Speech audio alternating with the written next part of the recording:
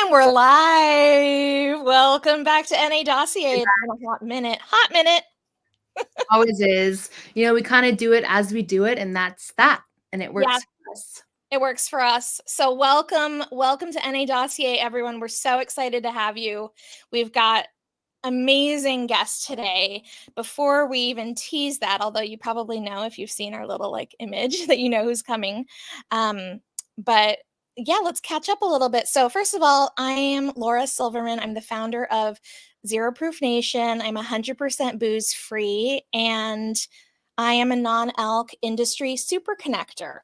And I'm here with my gorgeous co-host, Haylee. Would you like to introduce yourself, Haylee? Hi, guys. I'm Haylee. I am the co-founder of Studio Supercult, where we work with CPG brands to do their brand strategy, brand identity, package design, and photography. And I consider myself to be a mindful drinker. So sometimes drink, sometimes skip, but try to really implement mindfulness into my life in general. Amazing. How did we meet again? Let's tell the class. Well, now I don't know. I'm pretty sure we met on LinkedIn. We met on LinkedIn. Yeah, the power of LinkedIn. I'm like, wait a second. Did I miss something? No. It's that's it. We met on LinkedIn, which is where we're coming to you from now. And yeah, it's been a great ride. What have you been up to lately, Haylee? I'm gonna do a little catch up. Same. The seasons changing make me feel a little bit weird. I don't know if anyone else feels that way. It's kind of like, okay, I love fall, but going into winter is like, ugh. But I was listening to a podcast yesterday about how September is actually a really, really productive time for people. So I'm taking this September to kind of revamp my website. I'm actually hiring a designer who does web design because I'm a designer. I hate web design. You're amazing web design. You're an amazing designer. Thank you. I just don't like web design. So I'm hiring someone to help me revamp my website, and I'm starting to offer some new things like brand audits. So really excited to share that with NA brands and just any brand in CPG that needs a little bit of help figuring out if their brand is in a good spot, figuring out if they should add a new SKU or a new product line, where they need to go, maybe backtracking a bit on their strategy, cleaning it up. So really excited about that offer. It's coming soon. Amazing. And if someone wanted to work with you, say they're watching right now, how could they do that? Shoot me a message. I'm always on LinkedIn. You can just shoot me a message there or email me at Haylee@Studio Supercult. Haylee, Haylee. No one spells it that way, but it's right there. There you go. Yes. How about you? What have you been up to? Oof. Well, so many things. I am in the process of trying to find a full-time job, and at the same time build all of the things that I've been doing with Zero Proof Nation into something more revenue sustainable. So doing both at the same time, it's a journey. So if anyone out there is hiring and just loves me and what I do, get into my DMs or email me, Laura@zeroproofnation.com. I'm happy to chat. Yeah, it's a time of transition and definitely feeling the change of seasons and feeling all of the, I think there was a big Mercury retrograde situation, and it really, really affected me too. So trying to figure out what is next. But since we last spoke, I have, with my global map, I've surpassed 110,000 views, which is pretty amazing. And I'm very behind on editing and adding places. There's just something new every day. And a couple of other things that I've been doing. This kind of leads into our guest for today. I have been slowly working on a book proposal, and I learned a lot of the things from my teacher, Tani Lara, who is many things. She's a multipreneur, and she is the author of Dry Humping, and a dear friend of mine. We go way back on the internets to when she had a blog called Sobriety Party, and I had a blog called The Sobriety Collective. We had known each other for practically a decade before we met in person. And I helped host a book tour event in DC last fall. We saw each other at Mindful Drinking Fest. And one of the reasons why she was at Mindful Drinking Fest, one was to talk about her book, but also because she and her husband started Parentheses, which is our Nick Michak. He is the flavor mad scientist behind this, and they are our guests today. So we're going to just bring them on. And before we do, if people have comments or questions, please totally pop them in the chat and we'll share. Right now, you're being demure and cutesy, I guess. I don't even know if I said it right. So don't be so demure anymore. Like, put a comment in the chat so we can share it and make it on the screen. But let's bring our guests on today, shall we? Let's do it. Yes. Welcome, Tawny and Nick. Thanks for having us. Welcome to the show. My favorite book proposal student. How are you, Laura? That's what you say to all the girls. I'm okay with that too.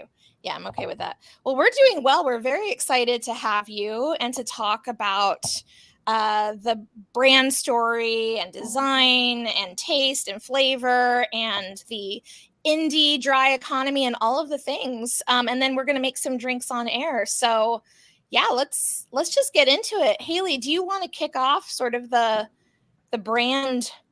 Sure. Yeah, I just have to note too, Tawny, your photo on LinkedIn is hot dog fingers. Yes. From Everything Everywhere All at Once, which sold out on the A24 site because I wanted some hot dog fingers.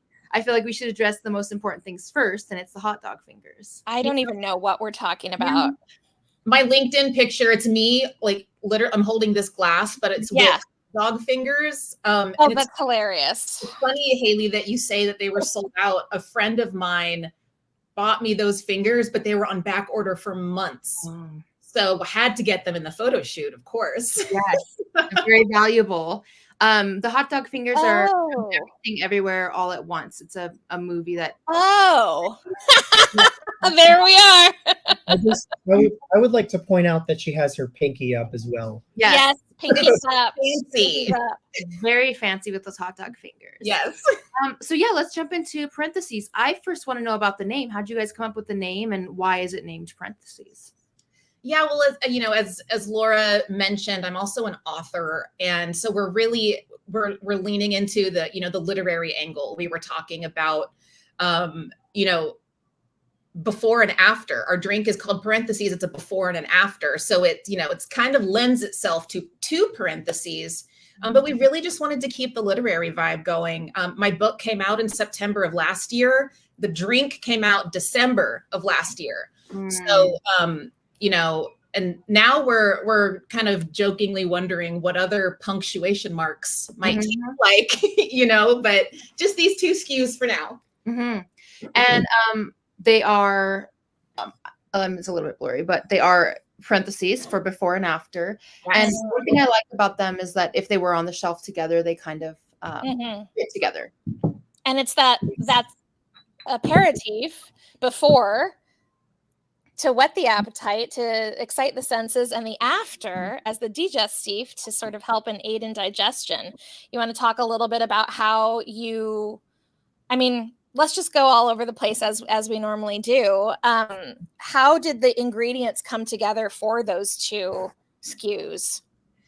I'm gonna pass it to Nick in a second, but I want to say, because you mentioned Sobriety Party, Laura, my first blog was called Sobriety Party because when I quit drinking, I got really into tea and I love wordplay. I wrote a book called Dry Humping, so I clearly love wordplay. But I always wanted to do maybe a line of herbal tea or, something like that. That was I never thought I would end up with an actual drink, but I did want to have a line of herbal tea. So, and also herbalism, was one of my hobbies in early sobriety and also in the pandemic. So that's, I add a little bit of that, but Nick is the mad scientist behind the formulation. So I'll pass it to you, my love. Yeah, so Tawny saw something on Instagram years ago that was it was an oxymellist at a Brooklyn restaurant, which is like, Brooklyn is where the hipsters live, and like Williamsburg is like hipster central. but like oxymel, we had to look it up, and it was vinegar infused with herbs and then sweetened with honey. And I was just like, oh, well, I already have a vinegar company. Like, let's make this. And we just did it for ourselves quite a few times for a few years. And then eventually it was kind of like, it's not going to cost us a lot of money because we already have the infrastructure to like try this out commercially. So we decided to give it a go. And at the time I was working at a cocktail syrup manufacturing space. And it shared a wall with a Brooklyn Amaro distillery called Fourth Ave Spirits, which were like pretty highly regarded. If anyone drinks that's watching this, please check out Fourth Ave because they're really awesome. So I worked there part-time, and I was there part-time. I wasn't like interning or formulating or anything like that, but it was really I got a feel for how to put things together with herbs and infusions and that kind of thing. And I asked them at some point, like, how do you even get started with this kind of stuff? Like, how do you choose the herbs? And they said, well, herbal medicine is a good place to start. Like, these are things that people have been using for centuries. So I went in that direction, and we decided that, having 2 SKUs to start, one that was an aperitif and one that was a digestive, would be a nice way to start. So we looked at the FDA's GRAS list, which means generally recognized as safe. We wanted to make a food product. We didn't want to have an herbal supplement or something like that, or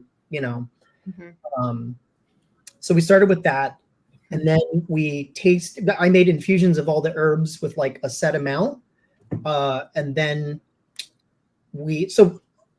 I'm sorry, I skipped. So first we categorized them into the 2 things, then we categorized those 2 things into kind of flavor groups.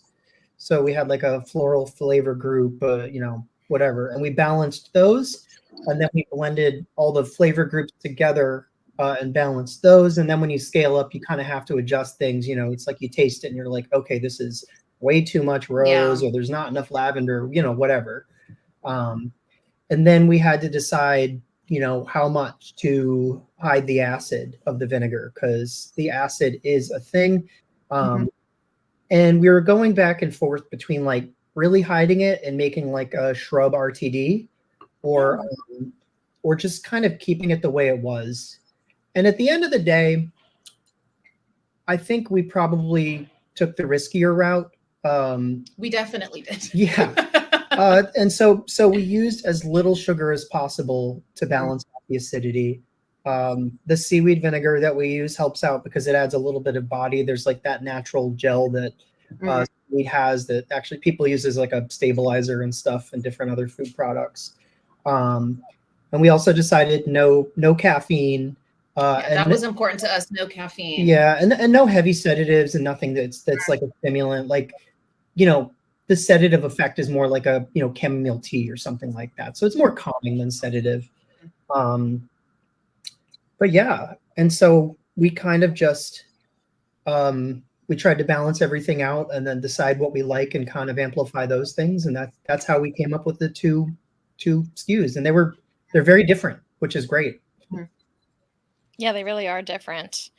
I was just looking at the craft paper and the pretty flowers again, and I realized, Haylee, you were on a roll. You were about to ask some things about that, and I just completely got down the rabbit hole.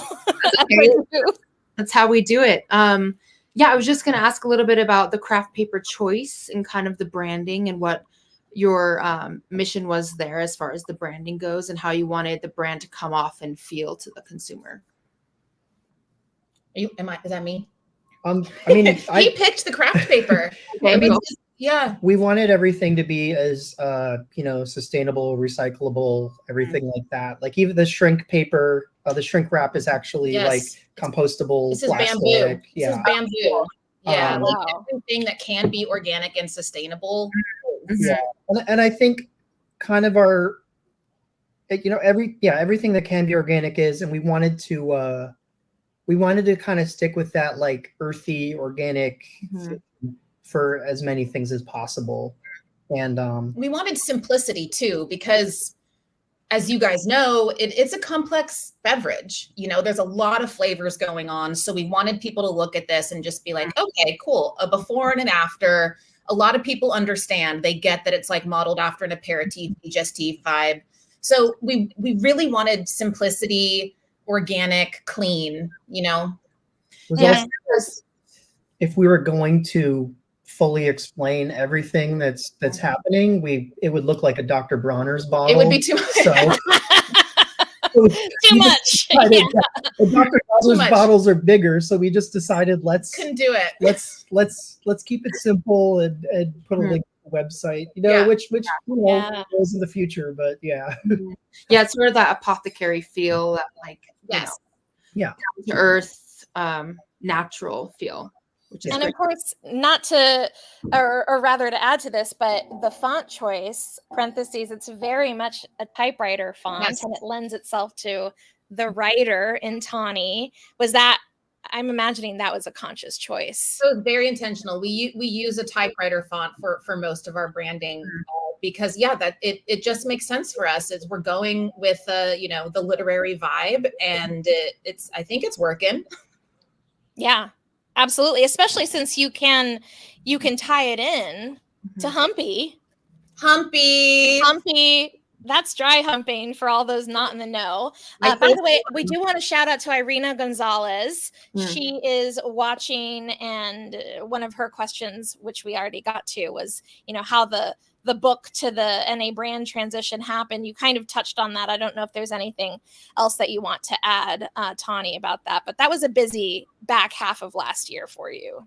I got to say, to make it even busier, while my book came out and then we launched the drink 3 months later, I was also, me and my podcast co-host Lisa Smith, were also finishing up on this. This is a variety deck, which comes out in December. Oh my gosh. So, looking back, I would not launch 3 products in 18 months ever again. And get married. We got married during. Oh yeah, you got married. Congrats again. And we adopted a puppy. Yeah.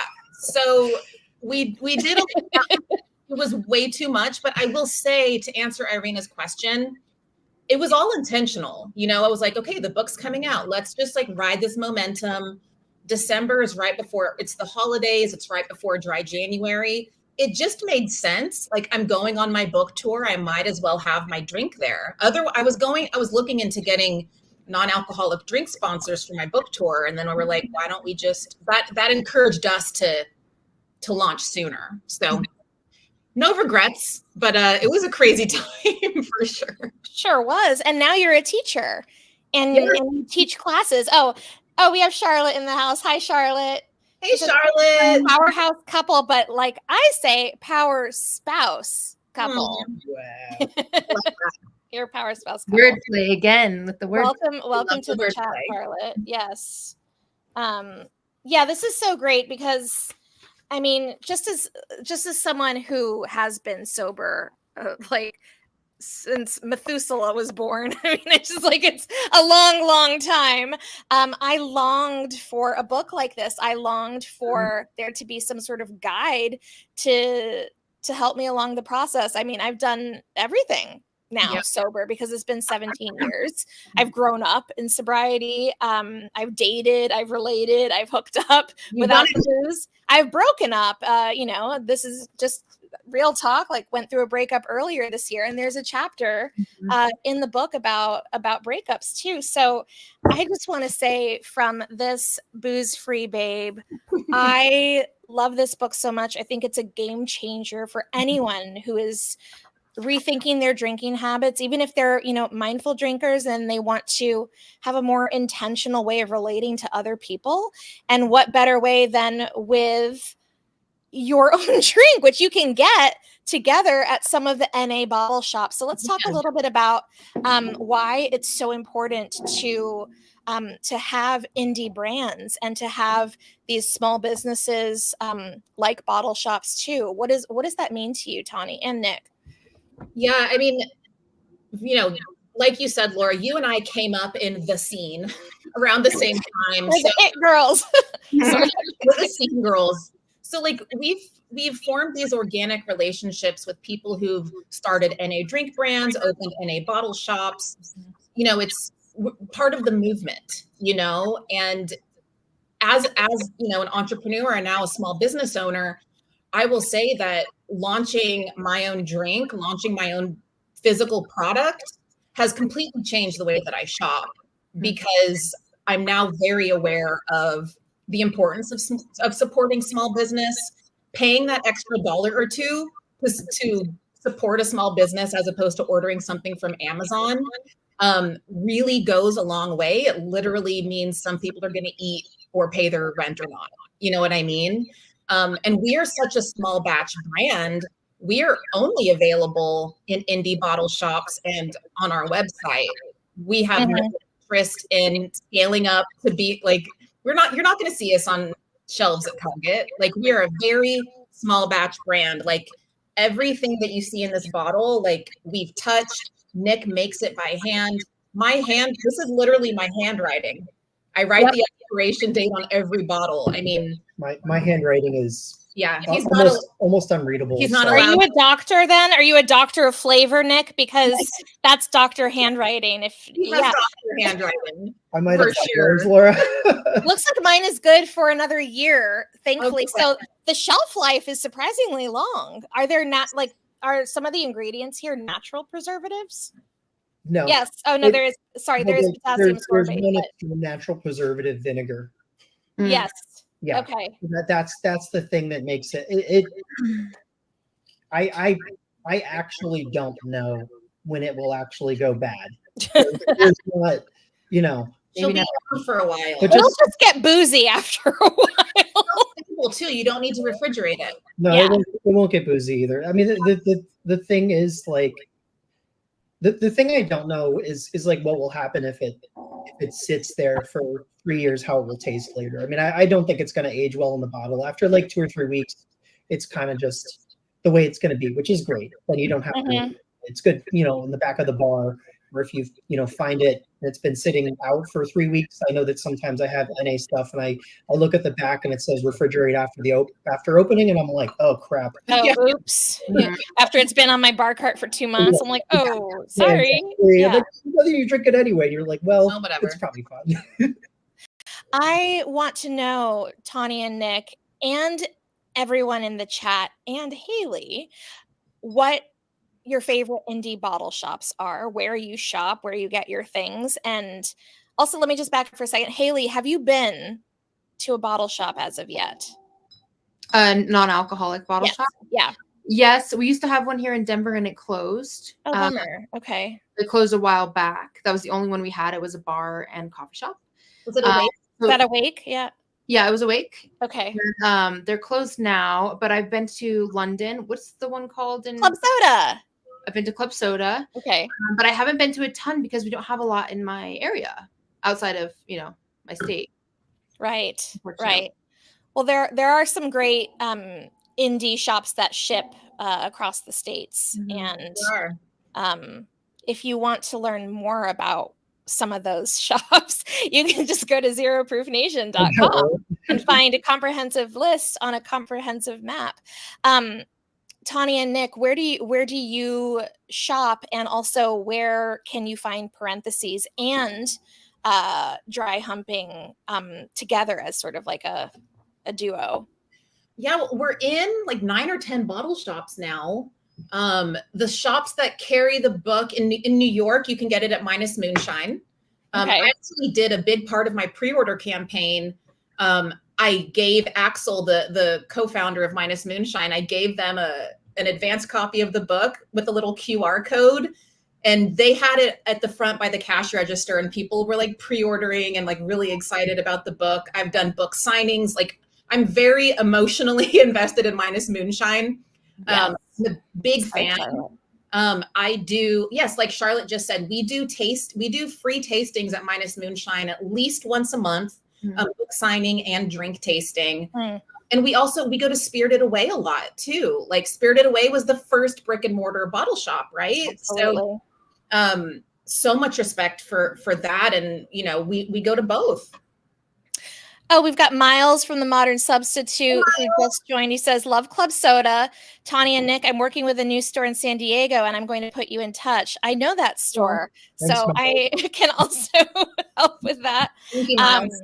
Yeah, that'll be the first brick and mortar bottle shop in San Diego. So lots is going on.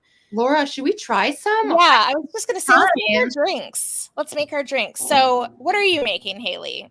So Tawny suggested a very easy mix of before and tonic. Okay. Right? So I'm going to be doing that, an ounce of before, and then I have some Fever Tree tonic. Amazing. So and I'm going to go with the after. So that is my favorite. And I'm doing sort of a little something that was inspired by a cocktail that Sam Bale from Third Place Bar put together that involves mint.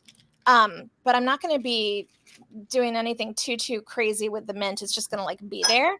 But one of the things that Nick did when I came over to a dinner party a couple months ago was he mixed after with some aperitivo. It was Antidote. I don't have that, but I have one of my other favorite products, which is the Novara aperitivo out of Toronto. And I'm also going to have a little bit of Woody's sparkling white nice. as a base. So I don't know what's going to happen, but it's going to happen. So I don't even know what goes first, but I'm going to. So I'll also say, so the before is more on the bitter side. So think aperitivo. One of the herbs that's in the before, it's called prickly ash. It literally makes your mouth water, preparing your mouth for a meal. So that's why we call it before. And that's what, Haylee, you're drinking the before? Yes. And the after is going to be more smoky. It's going to have some woodsy notes to it. So like I was a bourbon drinker. The after is, if you like whiskey or mezcal, you'll really love after. And if you're more of like an Aperol spritz girly, you'll, yes.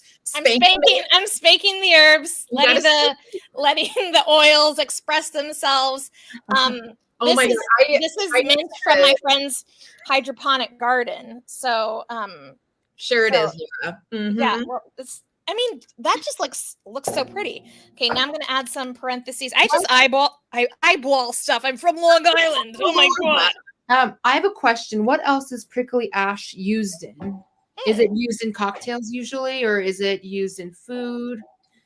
I don't know, to be honest. It's man, I could go deep into this. It's native to the Northeast North America, which I was super intrigued by.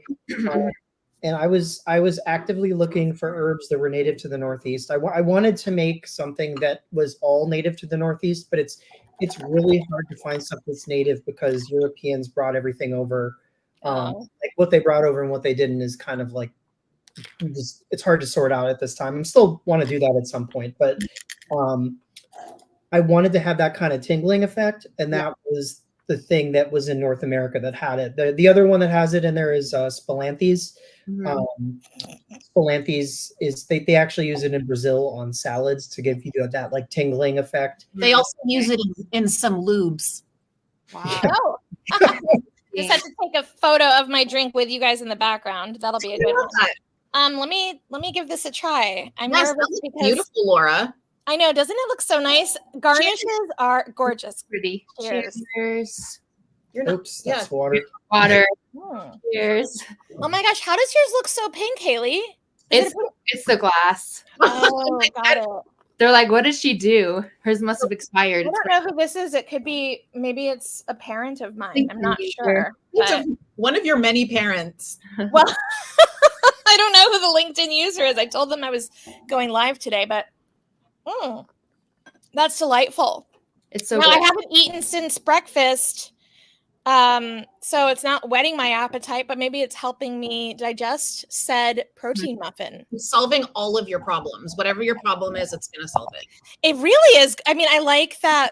So I think the great thing about a vinegar base is that, like you mentioned earlier, Nick, it adds that sort of umami-ish savoriness to a cocktail. And we know that savory is having a moment right It's now. Savory and herbaceous. Savory and herbaceous. It might not have been my first choice just in general, I think, but one of the things that I love about a drink like this is that it does literally and figuratively like open up the palate and open up like the flavor experience. So I'm trying something new. I'm enjoying it. It's great. I'm feeling like good. I'll also say that other non-alcoholic spirits out there, they're either water or glycerin based, which means they're watery or on the sweeter side. So that's one of the many reasons why we're using the vinegar is because, like I mentioned earlier, I'm a bourbon drinker. I missed having a drink that like has some oomph to it, you know? So that parentheses 100% does that. And so we were able to achieve that with the vinegar. And the seaweed that he uses, like he literally takes the organic seaweed and ferments it into vinegar. It's not apple cider vinegar, you know, we make our own seaweed and then we add the botanicals. So there really is nothing like our drink. And that mouthwatering effect of the before is real, like very present, which is cool. Wow, that is really interesting. Well, I'm glad that you experienced that, Haylee, because we do. Just with being an herbal product, a lot of people ask us questions about, you know, adaptogens, and we don't educate on that. We formulate it for flavor, but when people ask about benefit or effect, we speak to what you're experiencing as like, well, you know, prickly ash, it makes your mouth water. It can prepare your mouth for a meal. That's what we lean into with education. Speaking of which, Charlotte is calling you a vinegar wizard, Nick. You are a vinegar wizard. Thanks, Charlotte. He is a vinegar wizard. The other thing that's nice about the mouth-watering effect in the before is that if you're a person that chooses to partake in like THC or something like that, and you get dry mouth, you know, sipping on that one is a nice mindful experience. There's like floral and all sorts of nice woodsy aromas coming out, citrus. So like just kind of experiencing that while you're experiencing THC can be pleasant, but it also makes your mouth water a little bit, so it can kind of stave off the munchies a little bit and just, you know, kind of keep that under control. I'm curious. Also, Brittany from White Tea was on our last NA Dossier, and we made a simple syrup with her teas. So it was a mocktail based off of a simple syrup made with tea. So I'm curious, have you ever used parentheses for anything that wasn't just pouring it in and mixing it into a drink? Have you used it in cooking, or are there any other uses that you found that create something interesting? It's okay if you say no, because that most people probably asked if they could use it for a salad dressing. And I'm like, yeah, sure. I mean, it's vinegar. You can absolutely mix it with oil. And yeah, look, Irina, there we go. You absolutely can. It'd be pretty amazing as a salad dressing. I think so. It's not a salad dressing. Although I used Nick's other product, Sour Humanoid, as a sour dressing, as a salad dressing and a sour dressing. I would recommend Sour Humanoid or another nice artisanal vinegar if you're doing salad dressing. But it's like, you know, we wanted to make this for people that like to kind of try stuff. So if you want to try it that way, do it. And please let us know if it's great. We'll put it on the website or something, you know. That's super important to us, is like, we know this is a weird drink and we're the weirdos who are behind it. But we encourage you to like get creative, try random recipes like what Laura just made. You just kind of made something up. Maybe it works, maybe like, and it ended up working out. Yeah, you know? It works. But that's how we got what we have. Like, we made so many different herbal extractions, and then we were like, no, that's not going to work. Nick's made so many different types of vinegar before we found the right vinegar. And then to bring it back to the early conversation, like Laura, I've told you in my classes, like I've written several versions of my book proposal before I wrote the book proposal that sold. So we encourage people to experiment, get weird, and just be creative with our drink. Also, because it's so acidic and complex, it actually goes well with a lot of different types of food, especially, you know, appetizers for the before. And any types of desserts or cheeses that are not particularly sweet. So like I paired the after with dark chocolate covered pecans or pecans, depending on what part of the country you're from. Right. I did that. We recently had an event, and it was dark chocolate and afters. Yeah, One really things. nice. Yeah. That sounds so Totally. good. Irina says we can read this.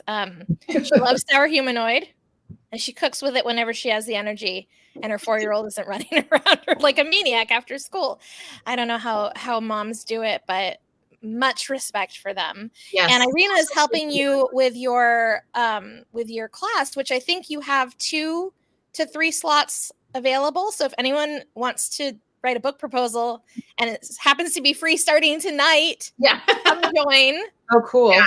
I teach book proposal classes. I also have a class coming up about like how to be your own publicist and promote your own work. But yeah, feel free to reach out to me on LinkedIn if you're interested in any of my classes. I'm happy to share information. Cool. Amazing. I had another question and it completely slipped my mind. So I'm going to bat it over to you, Haylee, while I try to remember. Yeah, I have some questions as well. I guess one of my questions as we're getting towards the end of the podcast is, what story do you hope the community walks away from when they interact with Parentheses, or what values, or what do you want to share with people? I know that dry humping is a huge part of the brand, so I think that's probably a piece of it, but is there anything else? I would say, our drink is a slow sipper. It's a strong drink, as you guys are experiencing, and we encourage people to really enjoy it that way. Pour your drink, smell it, identify the different tastes, the different herbs, identify what you're experiencing. That's super important to us. It's not like, don't take it as a shot. I mean, you can, but it's really, we're big proponents for mindfulness and just slowing down. My same friend who bought me the hot dog fingers, to bring it full circle, she joked that if we do if we have she wants us to use a sloth as our imaging, what logo for like a logo, because a sloth is like moving slowly, Yeah. We're not in a rush to do anything. So when I host a tasting, I have the seaweed on the table. I have the herbs on the table. I'm like, smell this black cardamom. It's in the after. That's where the smokiness comes from. I want people to just really have an experience with the drink and not feel like they're in a rush to do something else. Right. And that adds another layer to mindful drinking. Like, yes, the mindful practice. Absolutely. I mean, I always imagine myself in a robe, in a rocking chair next to a fireplace, like with like some sort of calming music playing on a record in the background. Like, I don't know, maybe that's a little pretentious, but like, well, no, but it's slow things like listening. Like, we also collect vinyl, I wanted to show you. Yes, Tony. I won a purple sloth at the county fair. Nice. And here I am with my baby, who lives in the back seat now of my car. So I'm all for the sloth imagery. That is so funny. Yeah, I mean, it's, my book is about, alcohol-free dating and relationships, or sober curious, whatever. But you could just remove the word sober or alcohol-free or whatever. It's about mindful dating. It's about dating with intention. It's about communicating and advocating for yourself clearly, identifying your boundaries and advocating for your boundaries. And so a lot, I did yoga teacher training years ago. I learned that I don't want to be a yoga teacher, LOL. But mindfulness is the through line to all of my work. So it's that for me, that's I would say would be our takeaways. Just slow down, just chill, chill out. You don't get off the hamster wheel, just. Yeah. I recently heard something, and I'm definitely going to butcher it, but it was about how when you're rushed and you're just, on that hamster wheel, you're thinking of yourself. You're not thinking of other people. So I thought that was really interesting. When you slow down, you're able to connect and be present and think of other people, not just yourself. I'm gonna use that. Will you let me find that quote and send it to me? Oh, it's probably a TikTok. If I find it, I will send it to you. I'm a TikTok addict. I'm not proud of it. Okay. That's okay. That will go into a future Beyond Liquid Courage of Tani's, I'm imagining. That's Tani's Substack. So www.tanilaura.com will take you directly to her Substack. And I wanted to ask, sort of as my final question to the two of you, is what has been the most surprising? It can be rewarding, it can be challenging, but what's been the most surprising thing about entrepreneurship, and especially having your own CPG brand? Want me to go first? Yeah. Love it. I can see he's thinking. I will say I'm shocked. I was shocked might be too strong of a word, but just learning how the CPG industry is pay to play is really devastating and heartbreaking, to be honest. I really believe in our product, and I know that there's nothing else like it. And I know that it's just not going to get all of the features as other NA drinks, just because we don't have a budget to hire a publicist, to hire, all of these people to do these things, which is, we're scrappy people. We've figured it out. I've learned how to do DIY publicity. Like, I literally teach classes on it. But I didn't realize when I saw, there we go. There's the hot dog fingers again. But, people will send me, articles of like the New York Times 10 best, NA drinks. And it's like, well, yeah, all those brands have full-time publicists or publicists on retainer who are constantly getting this kind of coverage. Yeah. I'm pretty disappointed to learn that. And it's not just CPG. This is capitalism. So yeah, I struggle with that. But I will say on the good side, I really love having this product. Like, it's a product that we poured our heart and soul into, and I feel like it really represents us. And I'm really proud of it. He did such a great job with the formulation. Yeah, it's great. It's so interesting. It's so unique, for sure. And so is the book. It's so unique. I don't think I've seen another book quite. There isn't another book like it. Did you win the award, by the way, Tani? Did you get the best title? You were nominated. You didn't? I did not. It was nominated for like weirdest title by some UK literary site or whatever. But did you want to add anything to? I mean, I think the thing that I've been most surprised by is the amount of businesses and startups and that kind of thing that don't actually make their own product. Yeah, like that they're sending it to, they send a recipe to a facility, and they get them all the ingredients, and they watch the manufacturing process, and then they give a thumbs up, and it gets shipped directly to a warehouse, and they're just hands off. Like, they didn't even come up with what it was or anything. And there's nothing wrong with that. Like, there's lots of amazing products that start that way. But I guess I wanted to see makers, and this is partly selfish because I'm a maker, like a little more represented in terms of ownership and that type of thing. And a lot of that is it's a financial thing, because it's like getting the money to start something up. You kind of have to know how to talk to investors if you don't have the money laying around. And I was able to get everything up and running very cheaply because I'm scrappy. He literally, he made his own vinegar generators. Yeah. We're scrappy entrepreneurs. We figured it out. But from being a restaurant manager, I'm like MacGyver in terms of like solving problems. I'm like, I need duct tape and 3 ballpoint pens. Oh yeah, he can figure it out. Yeah.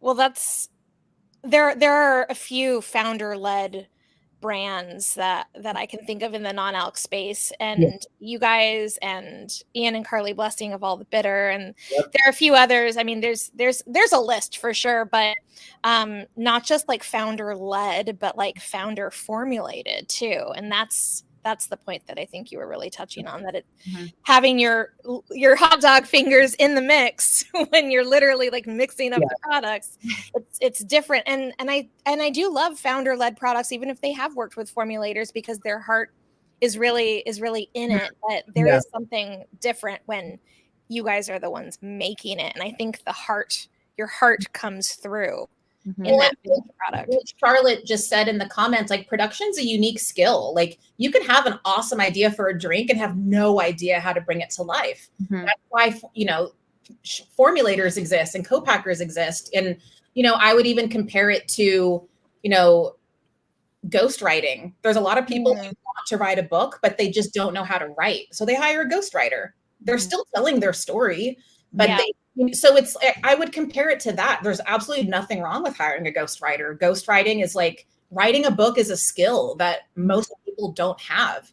So I'm glad that there's options and people can do what they want to do by hiring experts, you know. If you need a non-alc ghostwriter, Leyline Labs is awesome. Yep, non-alc ghostwriter. Yeah.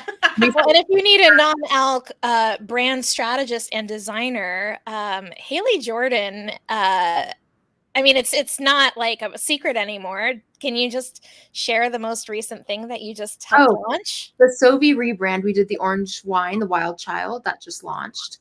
But yeah, we've been I say we, meaning Mads Hannah did the copywriting, Joni did the photography, Kim helped with printing. So it was a group effort, but we're just so proud of that rebrand. It looks stunning and I can't wait to try it. And I wonder if someone out there, maybe me, might make some sort of after/Sovi cocktail. I mean, maybe. Like I feel like an orange wine would go really well with the after. Yeah, that's a good idea.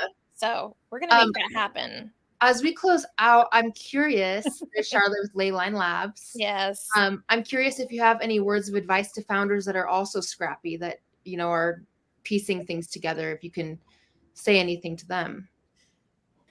I'll say, you know, I've been in recovery for almost 9 years. And so I share that because that is the lens that I do everything through. I've learned that there's no strength in white knuckling and doing something on your own. There's no point in like making something harder on yourself.